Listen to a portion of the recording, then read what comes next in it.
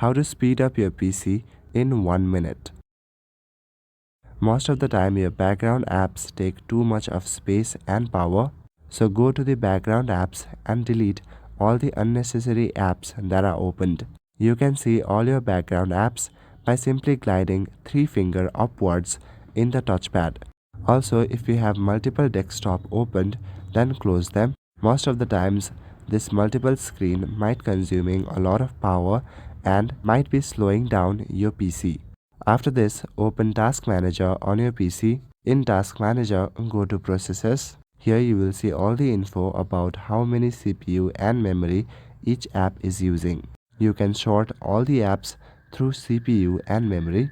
To do that, simply click on the CPU and memory option. That will sort the app on how much the app is using. If an app is using too much of it, then simply right click on the app and click on End Task. For example, I'm gonna use CapCut here, so right click on the CapCut app and select End Task. Click Window plus R key to start this Run dialog. In the Run dialog, type in this prompt, then click on Browse. This will show you all the temporary files in your PC. Now go through all the files and delete all the unnecessary files. That's all for today. Thank you.